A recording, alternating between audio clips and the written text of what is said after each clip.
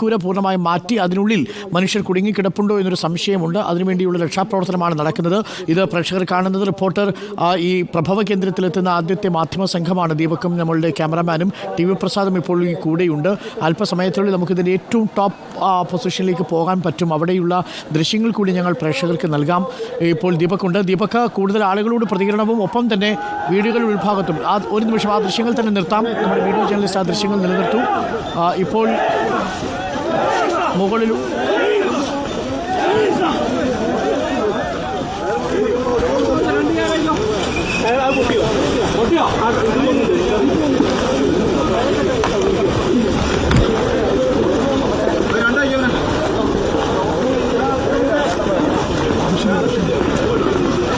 ദീപക് മോഹനും നമ്മുടെ വീഡിയോ ജേർണലിസ്റ്റും ഇപ്പോൾ ഈ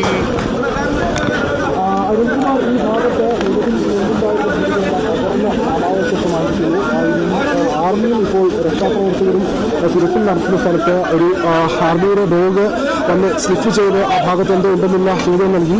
ആ ഭാഗത്ത് നോക്കിയപ്പോൾ ഒരു വീടിൻ്റെ ചുമരുണ്ടായിരുന്നു. ആ ചുമരിൻ്റെ ഭാഗം മാറി, ആ ചുമരിൻ്റെ ഭാഗം പൊളിച്ചു മാറ്റിയതിന് ശേഷം ആണ് മനസ്സിലായത് അതിനുള്ളിൽ ഒരു ഓട്ടോറിക്ഷ കുടുങ്ങിക്കിടക്കുകയാണ്. ആ ഓട്ടോറിക്ഷയ്ക്കകത്ത് ഒരു ആൾ ഉണ്ടെന്ന് സംശയിക്കുന്നു. തികച്ചും വേദനാജനകമായ ദൃശ്യം, വളരെ മനസ്സിനെ കീറിമുറിക്കുന്ന ഒരു ദൃശ്യം തന്നെയാണ്. ഈ ദൃശ്യങ്ങളിൽ കാണാം ഈ ഓട്ടോയ്ക്കകത്ത് ഒരു ആളുടെ മൃതദേഹമുണ്ടെന്ന് ആണ് ഈ ആർമി ജീവനക്കാരും മറ്റു രക്ഷാപ്രവർത്തകരും വ്യക്തമാക്കുന്നത്. അതനുസരിച്ചാണ് ആ ഓട്ടോ പുറത്തേക്കെടുക്കാൻ ഇപ്പോൾ ശ്രമങ്ങൾ നടക്കുന്നു. വലിയ കയർ കെട്ടി ആ കയറിൽ രക്ഷാപ്രവർത്തകർ വലിച്ച് ഓട്ടോ മുകളിലേക്ക് ഉയർത്താനുള്ള ശ്രമങ്ങൾ നടത്തുന്നു. ഈ മുകളിൽ നിന്നുള്ള ഉരുൾപൊട്ടലിൽ ഒഴുകി വന്ന വെള്ളവും ചെളിയും മണ്ണും എല്ലാം ഈ ഭാഗത്തേക്കെത്തി ഇവിടെ ഒരു കുളം പോലെ രൂപപ്പെട്ടിട്ടുണ്ട്. ആ ഭാഗത്താണ് ഇപ്പോൾ തിരച്ചിൽ നടത്തുന്നത്. ദീപക്, ആ ദൃശ്യങ്ങൾ തന്നെ പകർത്തിക്കോളൂ, ആ ദൃശ്യങ്ങൾ തന്നെ പ്രേക്ഷകരെ കാട്ടിക്കോളൂ. എന്താണ് ഇവിടെ സംഭവിക്കുന്നത് എന്നതിൻ്റെ ദൃശ്യങ്ങൾ നമുക്ക് കൊടുക്കാം. ദീപക് വിവരിക്കൂ. അതിനുള്ളിൽ ആളുണ്ടെന്നാണോ നമ്മൾ മനസ്സിലാക്കേണ്ടത്? ഒരു വലിയ ബോർഡ് അപ്പോൾ അവർ വലിച്ചു മാറ്റിയിരിക്കുന്നു. ഒരു ഓട്ടോറിക്ഷ കുടുങ്ങിക്കിടക്കുന്നു. ആ ഓട്ടോറിക്ഷയ്ക്കുള്ളിൽ മനുഷ്യരുണ്ടോ എന്നതാണ് ഇവർ പരിശോധിക്കുന്നതിൽ അവർക്ക് സംശയമുണ്ട്. ആ ഓട്ടോറിക്ഷ ഏകദേശം പൂർണ്ണമായും ചെളിയിൽ പൂണ്ട് കിടക്കുന്ന അവസ്ഥയിലാണ്. അതിനുള്ളിൽ മനുഷ്യനുണ്ട് എന്നുള്ളൊരു സംശയമുണ്ട്. സൂക്ഷിച്ചിറങ്ങിയാൽ മതി ദീപക്. നമുക്ക് ആ ദൃശ്യങ്ങൾ മുകളിൽ നിന്ന് പകർത്തിയാൽ മതി. നമുക്ക് അതിനടുത്തേക്ക് പോകണമെന്നില്ല. ആ ദൃശ്യങ്ങൾ വളരെ വ്യക്തമാണ്. അവിടെ നിന്ന് പകർത്തിക്കൊള്ളൂ. നമ്മുടെ വീഡിയോ ജേർണലിസ്റ്റ് എന്താണെന്ന് മാത്രം ദീപക് കാര്യങ്ങൾ ആരായുക. നമുക്ക് ആ ദൃശ്യങ്ങൾ പ്രേക്ഷകർക്ക് വിവരിക്കാം. അതൊരു ഓട്ടോറിക്ഷയാണ്. അത് തകർന്നു കിടക്കുന്ന കാഴ്ച നോക്കൂ. വലിയ കല്ല് വന്നടിച്ച് ചെളിക്കുള്ളിലേക്ക് പൂണ്ടുപോയിരിക്കുന്നു. അതിനുള്ളിൽ മനുഷ്യനുണ്ടോ എന്ന് പരിശോധിക്കുകയാണ് സന്നദ്ധ പ്രവർത്തകർ. SDRFിൻ്റെ സംഘങ്ങൾ, NDRFിൻ്റെ സംഘങ്ങളും അവിടെയുണ്ട്. അതിനുള്ളിലൊരു മനുഷ്യനുണ്ട് എന്നാണ് അവർ ഇപ്പോഴും സംശയിക്കുന്നത്. അതിനുവേണ്ടി ഇപ്പോൾ ഓട്ടോറിക്ഷയ്ക്കുള്ളിലുള്ള ചെളി സാവധാനം നീക്കുകയാണ്. അതിനുള്ളിൽ ഒരു മനുഷ്യനുണ്ടെങ്കിൽ ആ മനുഷ്യ ശരീരത്തെ വീണ്ടെടുക്കാനുള്ള ശ്രമമാണിപ്പോൾ നടത്തുന്നത്. തത്സമയ ദൃശ്യങ്ങളാണ് ഇപ്പോൾ പ്രേക്ഷകർ കാണുന്നത്. ദീപക് അവിടെയുണ്ട്. നമുക്ക് ആ ദൃശ്യങ്ങൾ കാണാം. വളരെ ക്ലോസ് ആയി തന്നെയാണ് ആ ദൃശ്യങ്ങൾ. ആ ഓട്ടോറിക്ഷയ്ക്കുള്ളിൽ ഒരു മനുഷ്യൻ കുടുങ്ങിക്കിടപ്പുണ്ടെങ്കിൽ രക്ഷപ്പെടുത്തണം എന്നുള്ളതാണ്. ഇപ്പോൾ 53 മണിക്കൂറുകളായി ഈ അപകടമുണ്ടായിട്ട് അദ്ദേഹത്തിന് ജീവൻ്റെ തുടിപ്പുണ്ടാകുമോ എന്ന് നിശ്ചയമില്ല. ഏറെ അസാധ്യമാണത്. എങ്കിൽ പോലും അവിടെ ഏകദേശം ചെളിയിൽ പൂണ്ട് കിടക്കുകയാണ്. ആ ഓട്ടോറിക്ഷയിൽ നിറയെ ചെളിയും കല്ലും വീണ്ട് കിടക്കുന്നു. പക്ഷേ ഒരു മനുഷ്യ ശരീരത്തിൻ്റെ സാന്നിധ്യം അവിടെയുണ്ടെന്ന് രക്ഷാപ്രവർത്തകർ സംശയിക്കുകയാണ്. ദീപക് അവിടെയുണ്ട്. നമ്മുടെ വീഡിയോ ജേർണലിസ്റ്റും കൂടി പകർത്തുന്ന ദൃശ്യങ്ങളാണ്. ദീപക്, ആ ഓട്ടോറിക്ഷയ്ക്കുള്ളിൽ ഒരാൾ കുടുങ്ങിക്കിടപ്പുണ്ടെന്നാണോ കരുതുന്നത്?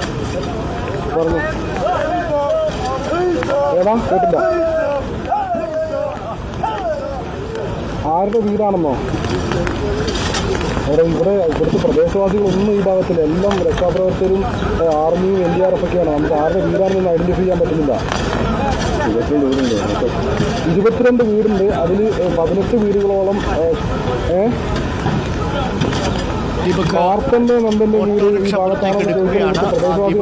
വിവരങ്ങൾ നമ്മുടെ ഡെസ്കിലേക്ക് നൽകുന്നുണ്ട്.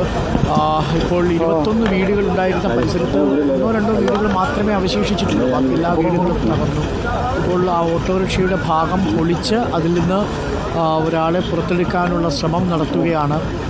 ഒരുപക്ഷേ ഈ അപകടമുണ്ടാകുന്നതിന് തൊട്ട് മുമ്പ് ആ ഓട്ടോയിൽ സഞ്ചരിക്കുകയോ അതല്ലെങ്കിൽ ആ ഓട്ടോറിക്ഷയിൽ രക്ഷപ്പെടാൻ ശ്രമിക്കുകയോ ചെയ്തവരായിരിക്കും. രണ്ടാമത്തെ മലവെള്ളപ്പാച്ചിലിൽ സർവ്വവും നഷ്ടപ്പെട്ടു പോയത്. ഒന്നിൽ കൂടുതലോ ആളുകൾ ആ പരിസരം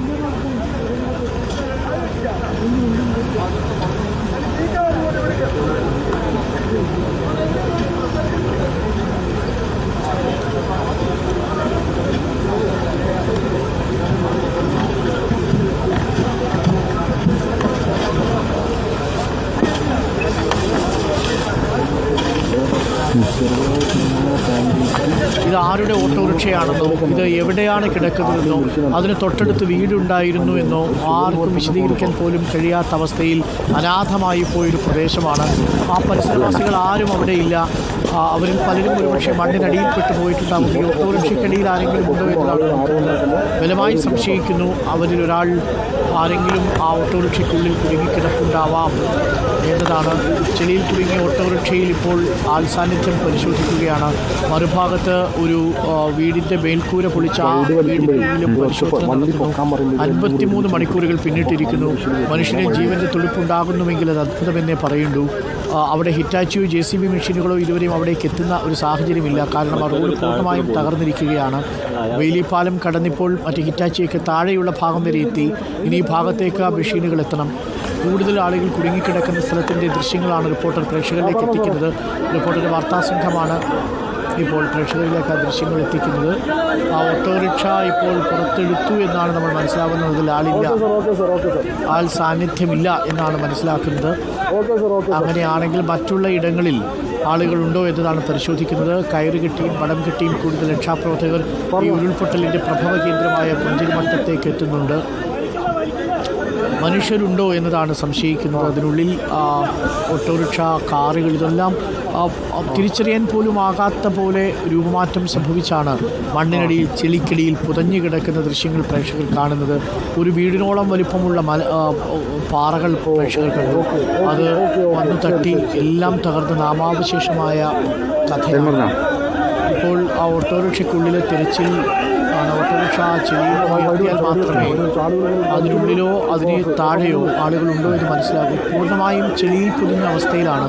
പ്രേക്ഷകർ നോക്കൂ, ഈ ദുരന്തത്തിൻ്റെ വ്യാപ്തി എത്രത്തോളം ഉണ്ടെന്ന് മനസ്സിലാക്കുന്ന ദൃശ്യങ്ങളാണ് റിപ്പോർട്ടർ ഇപ്പോൾ പ്രേക്ഷകരിലേക്ക് എത്തുന്നത്.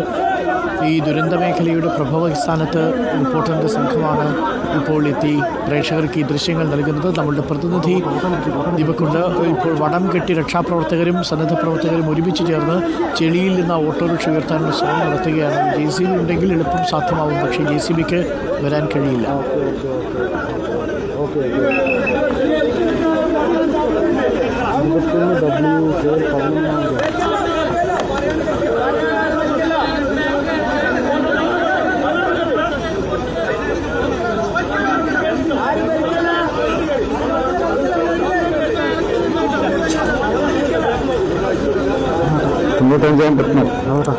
നേരെ ഒരു ആർമിക്കാരൻ കണ്ട അവിടെ കമ്പിട്ട് കുത്തുന്നു. അവിടെ ഇങ്ങനെ എടുത്തിട്ട് വലിച്ചിങ്ങനെ നേരെ ഇങ്ങോട്ട് പോകും. വേറെ കമ്പിട്ട് കുത്തും. അവിടെ റൈറ്റ് സൈഡിൽ ഷീറ്റിൻ്റെ എടുക്കണം.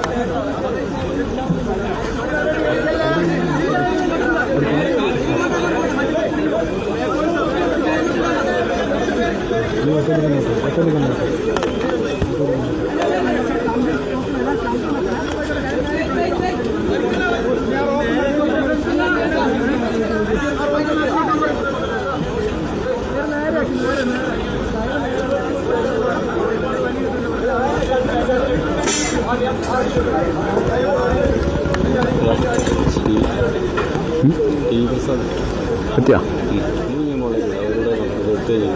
പ്രസാദ് ഇവിടെ എത്തി. പ്രസാദിന്റെ നമ്പർ ഉണ്ടോ?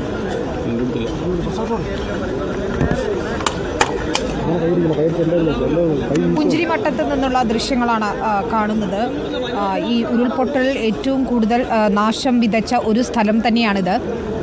റിപ്പോർട്ടറിൻ്റെ വാർത്താ സംഘം ഇന്നലെ തന്നെ അവിടെ എത്തുകയും സാഹചര്യം വിശദമാക്കുകയും ചെയ്തിരുന്നു. ഇതിൻ്റെ മുകൾ ഭാഗത്തായി ഇപ്പോൾ ചെളിയിൽ പൂണ്ട് കിടക്കുന്ന ഒരു ഓട്ടോറിക്ഷ പുറത്തെടുക്കാനുള്ള ശ്രമമാണ് നടന്നുകൊണ്ടിരിക്കുന്നത്. ആ ഓട്ടോറിക്ഷയിൽ ഒരാൾ കിടക്കുന്നുണ്ട് എന്ന് തന്നെയാണ് മനസ്സിലാക്കാൻ കഴിയുന്നത്. അതുകൊണ്ട് തന്നെ ആ ഭാഗം കേന്ദ്രീകരിച്ചാണ് ഇപ്പോൾ രക്ഷാപ്രവർത്തകർ ഉള്ളത്. മറുഭാഗത്ത് നമുക്ക് കാണാം അവിടെ നീല ഷീറ്റ് മേഞ്ഞ ഒരു വീട്. ആ വീടിനകത്ത് ആളുകളുണ്ടോ എന്നത് പരിശോധിക്കുകയാണ്. ഇന്നലെ TV പ്രസാദ് ആദ്യം അവിടെ എത്തിയ റിപ്പോർട്ടർ TV പ്രസാദാണ്. അവിടെ രക്ഷാപ്രവർത്തകർ പോലും എത്തുന്നില്ല എന്നൊരു സാഹചര്യം പ്രസാദ് അറിയിച്ചിരുന്നു. നമ്മൾ മന്ത്രി K രാജൻ്റെ ശ്രദ്ധയിലും അക്കാര്യം പെടുത്തിയിരുന്നു. ഇന്നിപ്പോൾ കൂടുതൽ രക്ഷാപ്രവർത്തകർ ആ മേഖലയിലേക്ക് എത്തിയിട്ടുണ്ട്. അങ്ങനെ പലയിടങ്ങളിലായി പരിശോധന നടത്തിക്കൊണ്ടിരിക്കുകയാണ്. അതിനിടയിലാണ് ഓട്ടോറിക്ഷ ചളിയിൽ പുതഞ്ഞ നിലയിൽ കണ്ടെത്തിയിരിക്കുന്നത്. അത് ഉയർത്താനുള്ള ശ്രമമാണ് ഇപ്പോൾ നടന്നുകൊണ്ടിരിക്കുന്നത്. എങ്കിലും രക്ഷാപ്രവർത്തകർ അവിടെ മറ്റു യന്ത്രസാമഗ്രികളൊന്നും എത്താത്തത് കൊണ്ട് തന്നെ സ്വന്തം നിലയ്ക്ക് കഴിയാവുന്ന രീതിയിൽ സാധ്യമായ രീതിയിലുള്ളൊരു രക്ഷാപ്രവർത്തനമാണ് നടത്തിക്കൊണ്ടിരിക്കുന്നത്. ആ ഓട്ടോറിക്ഷയിൽ ആരെങ്കിലും കുടുങ്ങിക്കിടപ്പുണ്ടോ എന്നത് തന്നെയാണ്, ഒരാൾ ഉണ്ട് എന്ന് തന്നെയാണ് ആ നിഗമനം. അതാരാണ് എന്നുകൂടി അറിയേണ്ടതുണ്ട്. പാർത്ഥൻ, നന്ദ തുടങ്ങിയവരുടെ വീടുകളെല്ലാം തന്നെ ഈ പുഞ്ചിരിമട്ടം ഭാഗത്തായിരുന്നു. ആ വീടുകളെല്ലാം ഒലിച്ചുപോയെന്ന് തന്നെയാണ് ഇന്നലെ അവിടെ മുൻ വാർഡ് മെമ്പറായിരുന്ന ഒരു വ്യക്തി നമ്മോട് സംസാരിച്ചപ്പോൾ പറഞ്ഞത്. ലത്തീഫ് തുടങ്ങിയ ആളുകളുടെ എല്ലാം വീടുകൾ അവിടെ നിന്ന് ഒലിച്ചുപോയിരുന്നു. പാർത്ഥൻ, നന്ദ, ലത്തീഫ് തുടങ്ങിയവരുടെ വീടുകളെല്ലാം ഒലിച്ചുപോയിരുന്നു.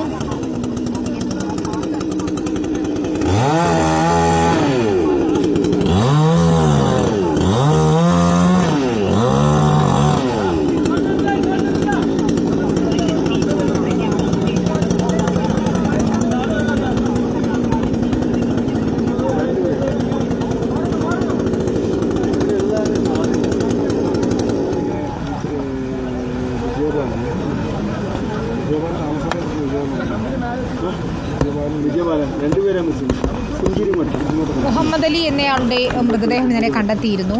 ഇതാ ഇപ്പോൾ ചെളിയിൽ പൂണ്ടുകിടക്കുന്ന ഓട്ടോറിക്ഷ ഉയർത്താനുള്ള ശ്രമമാണ്. പുഞ്ചിരിമട്ടത്തു നിന്നുള്ള ദൃശ്യങ്ങളാണ് പ്രേക്ഷകർ കാണുന്നത്. ബാറ്ററി തീരുന്നു. ബാറ്ററി ക്യാമറ ബാറ്ററി ഒന്നവിടെ പറഞ്ഞേ. 37 മിനിറ്റ് അത് ഫുള്ള് സൗണ്ട് വന്നു, കിട്ടുമെന്നറിയില്ല.